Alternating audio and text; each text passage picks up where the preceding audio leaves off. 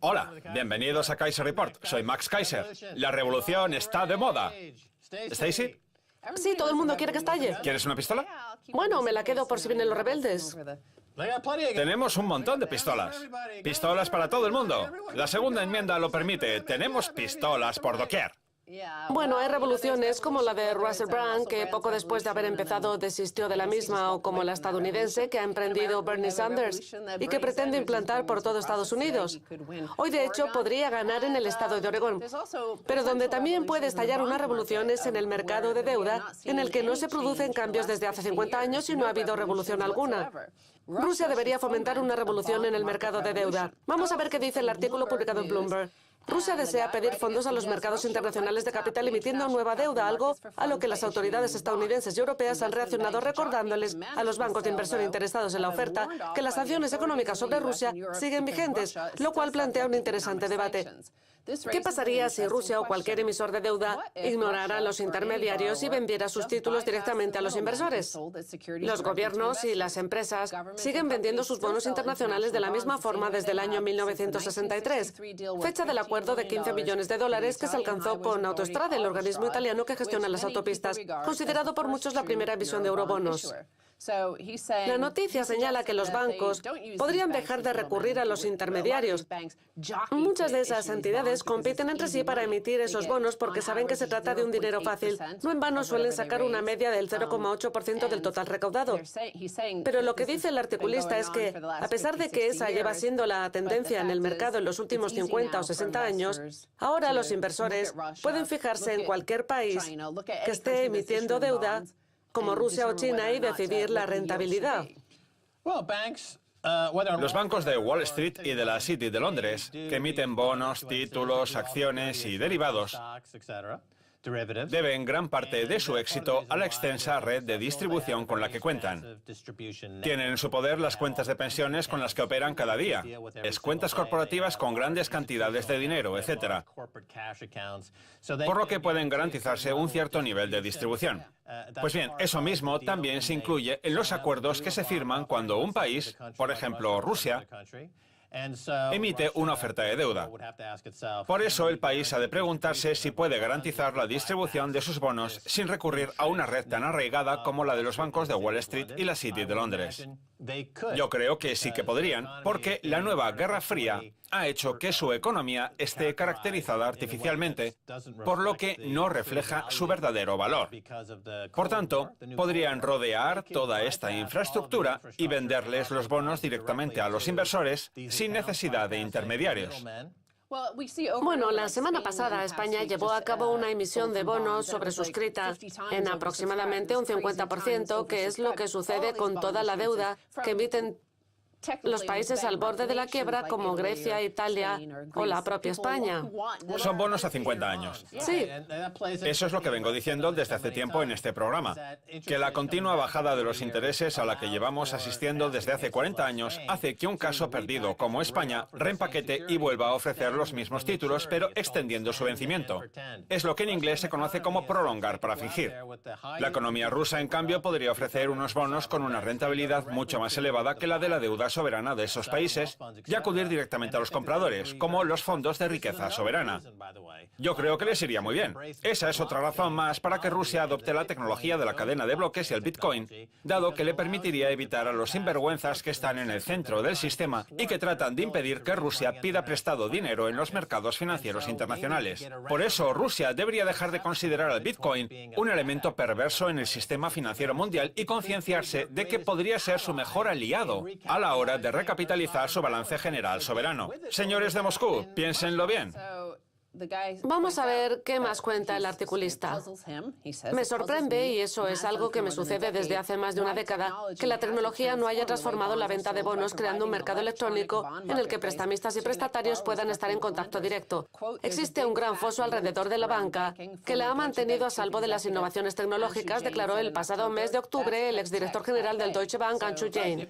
Si existen plataformas como Etsy, que permite vender productos de artesanía por Internet, eBay, los préstamos entre particulares, el intercambio de archivos P2P, el Bitcoin, la cadena de bloques y todo tipo de herramientas de distribución entre particulares, ¿por qué no se iba a poder hacer lo mismo con la emisión de deuda internacional?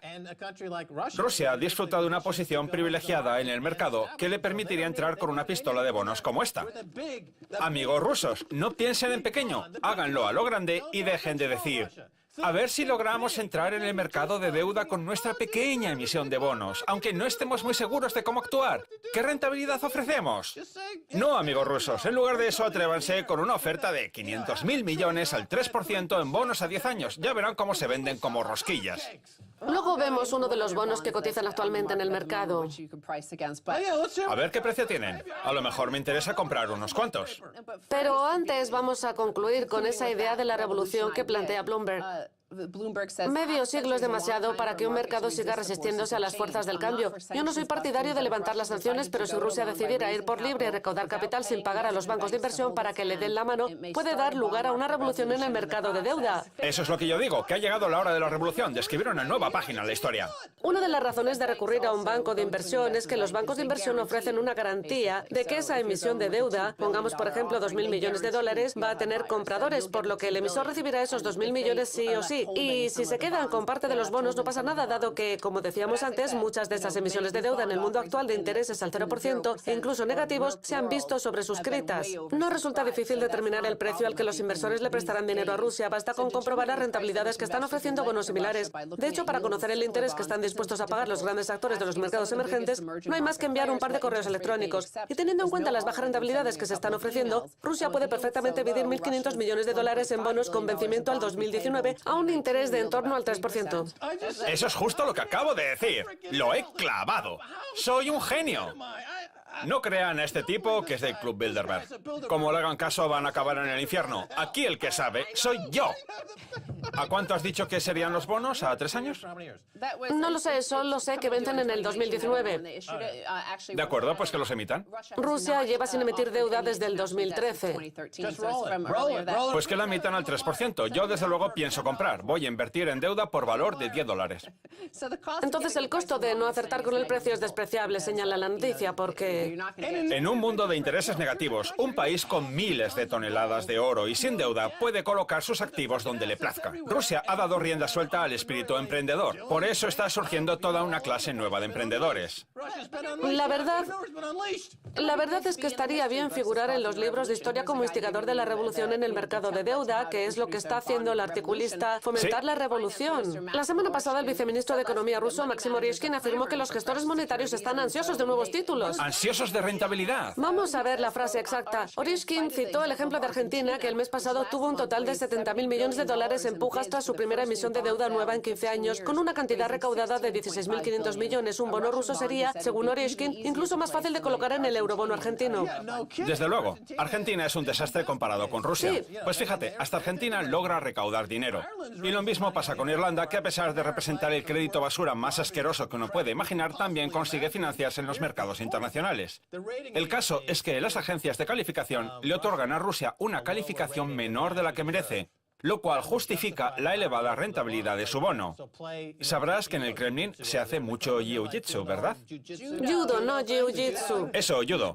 Pues podrían aplicar sus técnicas de judo al mercado y decir, con que nuestra deuda es deuda B+, ¿verdad? Pues vamos a emitirla al 3,5%. Y por cierto, acabamos de recaudar 60.000 millones en órdenes. Muchas gracias. Acabamos de recapitalizarnos y sin utilizar sus bancos. Pues claro, sean realistas. Sería interesante de ver. Lo peor que puede pasar es que no salga bien y haya que volver a recurrir a los bancos. Jim Rogers, que se pasa el día bebiendo té en el Café Pushkin, podría perfectamente invertir en la mitad de la oferta. 10.000 millones de deuda rusa a 10 años al 3,5%. Y podría hacerlo hoy mismo. Hablando de revoluciones, continúan las primarias en Estados Unidos, donde todo el mundo pensaba que la batalla iba a estar entre los republicanos, aunque finalmente ha resultado estar en el bando demócrata gracias a Bernie Sanders y a su decisión de seguir en la lucha, sobre todo en aquellas primarias abiertas a los independientes, que son los que finalmente decantan la balanza en las elecciones generales. El problema es que en muchos estados los independientes no pueden participar en las primarias del Partido Demócrata y elegir al candidato a los comicios. Sin embargo, La sola presencia de Bernie Sanders está obligando a Hillary a decir cada vez más mentiras, haciendo ver como que ella también se une a la revolución. Vamos a ver qué sucede en Virginia Occidental, donde la semana pasada Clinton salió derrotada.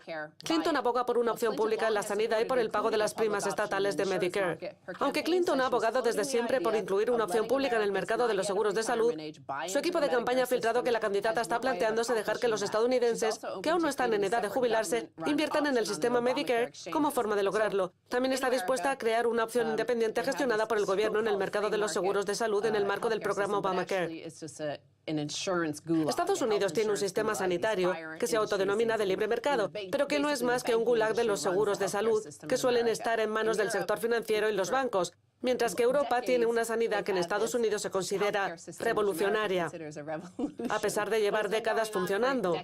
Medicare se parece a la sanidad francesa.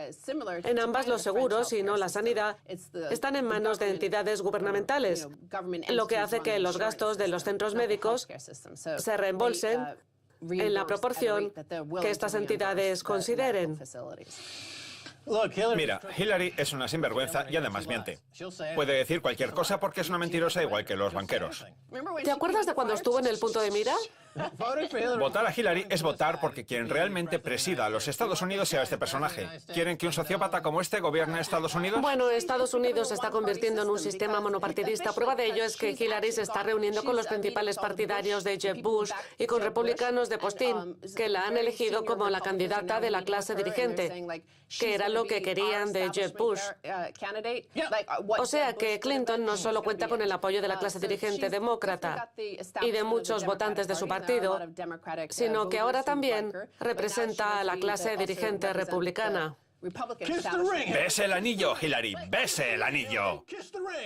Olvídate de él. Esto se remonta a la Revolución de Estados Unidos, en la que el pueblo decidió acabar con ese Estado monopartidista y con la aristocracia y la oligarquía que lo acompañaban. Primero tuvimos a un Bush, luego a un Clinton, después a otro Bush, y ahora parece que toca a otro Clinton. Esas son las familias reales que gobiernan Estados Unidos, como si de un régimen monárquico de sucesión se tratara, por lo que sí, yo también soy de las que piensan que hace falta otra revolución en Estados Unidos. De hecho, Thomas Jefferson ya hablaba de la necesidad de que estallara una revolución aproximadamente cada 10 años. En eso estoy completamente de acuerdo contigo. Creo que ha llegado la hora. Igual que ha llegado la hora de despedir la primera parte. Enseguida volvemos con la segunda. Y mi pistola, voy a empezar la revolución en la segunda parte. ¡Qué interesante! No se pierda la segunda parte, revolución incluida.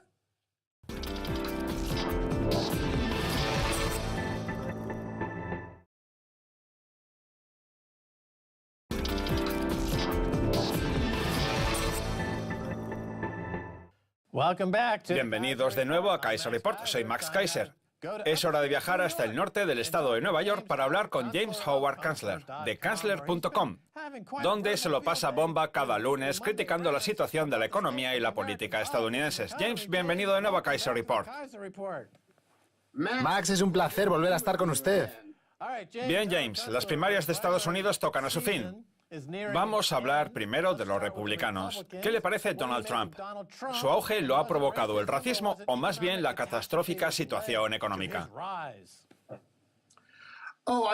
Yo creo que ha sido debido a la insatisfacción con lo que podríamos llamar el estado profundo. En mi opinión, Trump atrae a la gente que quiere hacerle un corte de mangas a ese estado profundo y a todas las operaciones de este que los están arruinando.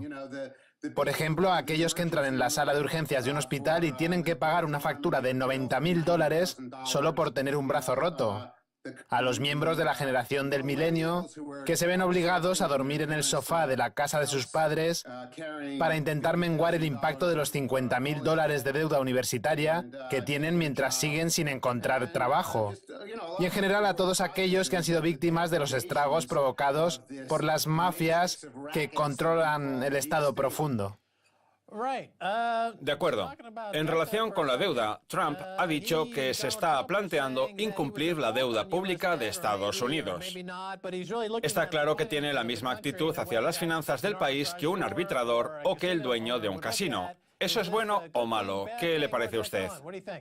Donald Trump cree que presidir Estados Unidos es como gestionar un casino de Atlantic City.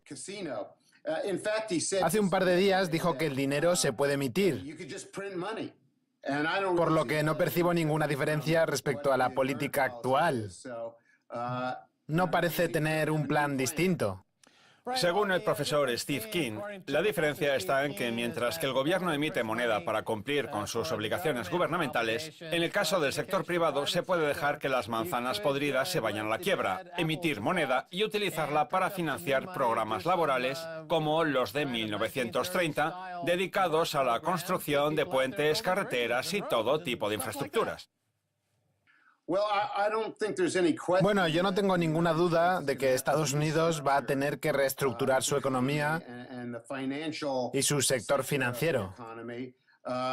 Los actuales trucos y chanchullos monetarios no están sirviendo de nada. Y yo no tengo nada claro que vayan a ser útiles en el futuro. El problema fundamental es que no estamos generando el suficiente crecimiento económico industrial convencional como para pagar la deuda o generar nueva deuda que sí que se pueda saldar. Así pues, nos enfrentamos al fin de nuestra capacidad de generar deuda. James, usted lleva tiempo observando y escribiendo sobre la vida y la historia estadounidenses. Pues bien, Donald Trump es, para la mayoría de la gente, una anomalía, algo totalmente inesperado. Y para algunos, algo que podría cambiar radicalmente Estados Unidos. Sus artículos suelen hablar del lado más oscuro de las élites estadounidenses, lo que usted llama el Estado profundo. ¿Qué piensa usted?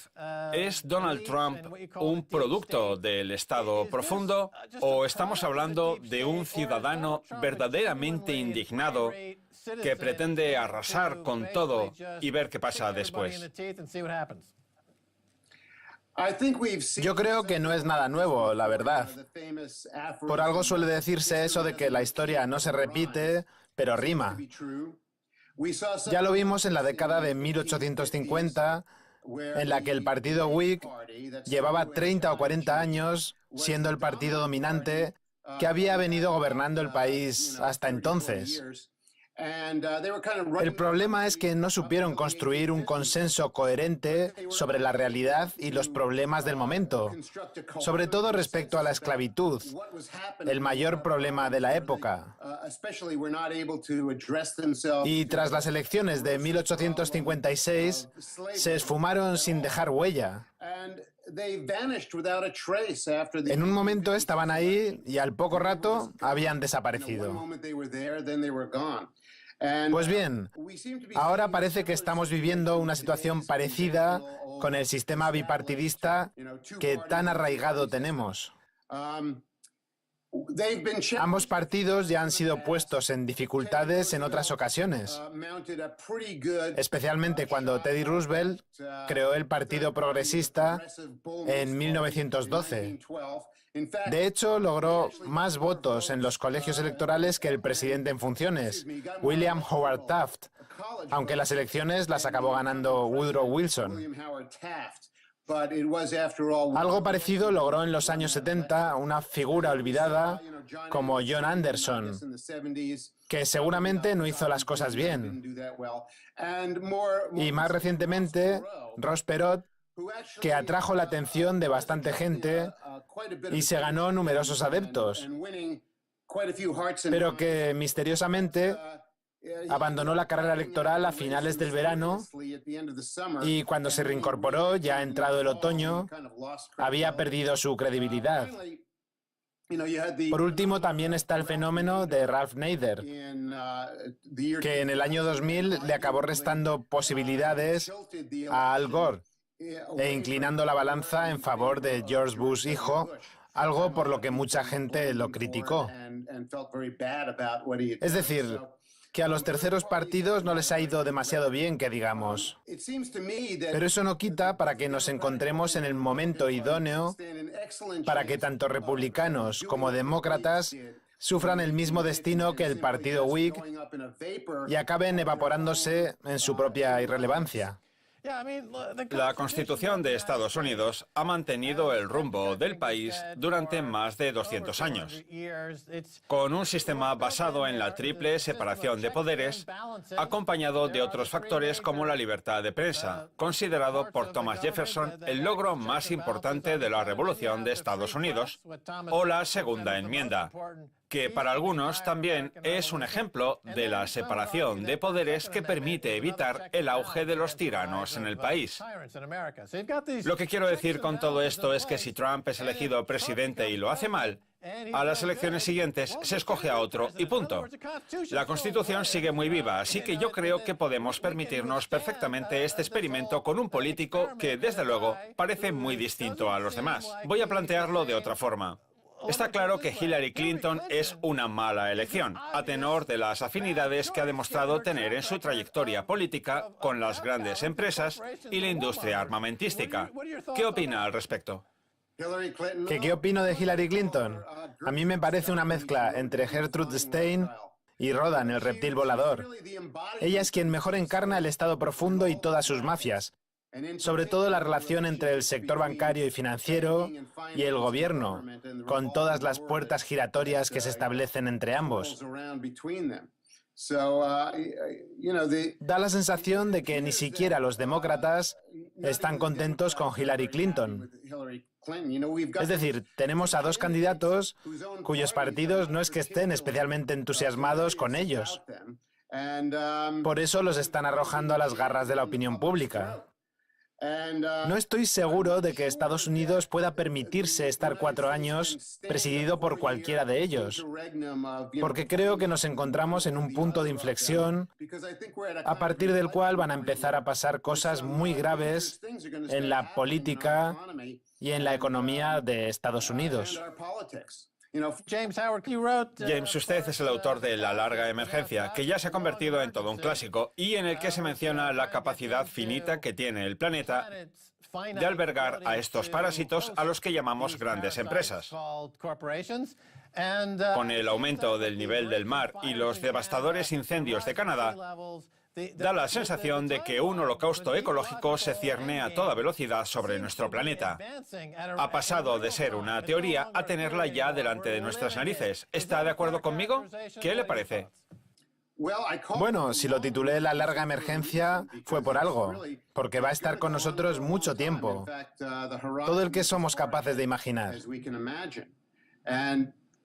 Lo que hay que hacer de verdad es encontrar otra forma de llevar a cabo las actividades diarias necesarias para nuestras vidas en una sociedad posttecnológica y postindustrial, lo que significa seguramente reducir las actividades más importantes y realizarlas en mayor medida a nivel local. La agricultura industrial, tal y como la conocemos, tendrá que desaparecer. Y lo mismo pasará con el comercio, las compras masivas o las líneas de suministro de 20.000 kilómetros que tenemos ahora. Esas relaciones están experimentando una clara tendencia a formar parte del pasado. Y tenemos que encontrar la manera de sustituirlas, dando origen a una forma de vida mucho más sencilla, menos compleja, en la que, desde luego, perderemos capacidad tecnológica, con toda la magia que lleva asociada a la tecnología, pero que nos permitirá recuperar ciertos factores humanos tradicionales. Necesitamos un tiempo muerto en esta era de progreso tecnológico. Sí, el problema es que muchas personas reaccionan a eso enganchándose a los opiáceos, lo que termina acabando con sus vidas. La gente prefiere eso antes que reducir la actividad. En fin, antes de irnos, me gustaría hablarles a nuestros espectadores de su presencia en Patreon. P-A-T-R-E-O-N. Patreon. De acuerdo, Patreon, una plataforma de micromecenazgo para artistas y creadores. ¿Puede hablarnos al respecto en el minuto que nos queda? Bueno, Patreon es una nueva e interesante plataforma para que los artistas, creadores y profesionales del mundo de las letras puedan ganarse la vida, porque cada vez resulta más difícil vivir de los libros, habida cuenta del estado actual de la industria creativa. Permite que la gente... ¿Cómo funciona? Basta con entrar en Patreon, elegir al bloguero, escritor o artista que más nos guste y establecer un compromiso económico con él para que el artista en cuestión cobre. O sea que en lugar de suscribirnos a una revista, nos suscribimos a James Howard Kunstler. Por una cantidad mensual podemos acceder a sus contenidos. Hace tiempo yo habría sido escritor de una revista o columnista de un periódico. El problema es que cada vez cuesta más dedicarse a eso. James, no nos queda tiempo. Invito a todos a entrar en Patreon. Allí encontrarán a James Howard Kunstler y podrán recibir directamente sus artículos en su correo electrónico. Gracias por haber estado en Kaiser Report. De nada, Max, ha sido un placer. Muy bien, esto es todo por hoy en Kaiser Report. Somos Max Kaiser y Stacey Herbert. Quiero dar las gracias a nuestro invitado James Howard Kunstler de Kunstler.com. Si quieren contactar con nosotros, envíenos un tweet a Kaiser Report. Hasta la próxima. Adiós.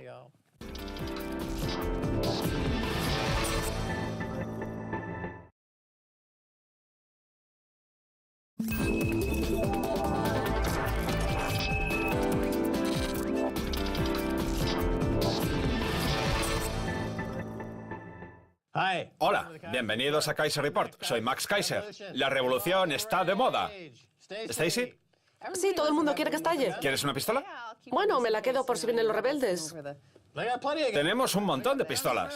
Pistolas para todo el mundo. La segunda enmienda lo permite. Tenemos pistolas por doquier. Bueno, hay revoluciones como la de Russell Brand, que poco después de haber empezado desistió de la misma, o como la estadounidense que ha emprendido Bernie Sanders y que pretende implantar por todo Estados Unidos. Hoy, de hecho, podría ganar en el estado de Oregón, pero donde... Infraestructura y venderles los bonos directamente a los inversores sin necesidad de intermediarios. Bueno, la semana pasada España llevó a cabo una emisión de bonos sobresuscrita en aproximadamente un 50%, que es lo que sucede con toda la deuda que emiten los países al borde de la quiebra como Grecia, Italia o la propia España. Son bonos a 50 años. Sí. Eso es lo que vengo diciendo desde hace tiempo en este programa, que la continua bajada de los intereses a la que llevamos asistiendo desde hace 40 años hace que un caso perdido como España reempaquete y vuelva a ofrecer los mismos títulos, pero extendiendo su vencimiento. Es lo que en inglés se conoce como prolongar para fingir. La economía rusa, en cambio, podría ofrecer unos bonos con una red. También puede estallar unas revoluciones en el mercado de deuda en el que no se producen cambios desde hace 50 años y no ha habido revolución alguna. Rusia debería fomentar una revolución en el mercado de deuda. Vamos a ver qué dice el artículo publicado en Bloomberg. Rusia desea pedir fondos a los mercados internacionales de capital emitiendo nueva deuda, algo a lo que las autoridades estadounidenses y europeas han reaccionado recordándoles a los bancos de inversión interesados en la oferta que las sanciones económicas sobre Rusia siguen vigentes, lo cual plantea un interesante debate. ¿Qué pasaría si Rusia o cualquier emisor de deuda ignorara a los intermediarios y vendiera sus títulos directamente a los inversores? Los gobiernos y las empresas siguen vendiendo sus bonos internacionales de la misma forma desde el año 1963, fecha del acuerdo de 15 billones de dólares que se alcanzó con Autostrade, el organismo italiano que gestiona la red de distribución con la que cuentan. Tienen en su poder las cuentas de pensiones con las que operan cada día, es cuentas corporativas con grandes cantidades de dinero, etc., por lo que pueden garantizarse un cierto nivel de distribución. Pues bien, eso mismo también se incluye en los acuerdos que se firman cuando un país, por ejemplo Rusia, emite una oferta de deuda. Por eso el país ha de preguntarse si puede garantizar la distribución de sus bonos sin recurrir a una red tan arraigada como la de los bancos de Wall Street y la City de Londres. Yo creo que sí que podrían, porque la nueva Guerra Fría ha hecho que su economía esté caracterizada artificialmente, por lo que no refleja su verdadero valor. Por tanto, podrían rodear toda esta las autopistas, considerado por muchos la primera emisión de eurobonos. La noticia señala que los bancos podrían dejar de recurrir a los intermediarios. Muchas de esas entidades compiten entre sí para emitir esos bonos porque saben que se trata de un dinero fácil. No en vano suelen sacar una media del 0,8% del total recaudado. Pero lo que dice el articulista es que, a pesar de que esa lleva siendo la tendencia en el mercado en los últimos 50 o 60 años, ahora los inversores pueden fijarse en cualquier país que esté emitiendo deuda, como Rusia o China, y decidir la rentabilidad. Los bancos de Wall Street y de la City de Londres, que emiten bonos, títulos, acciones y derivados, deben gran parte de su éxito a la extensa red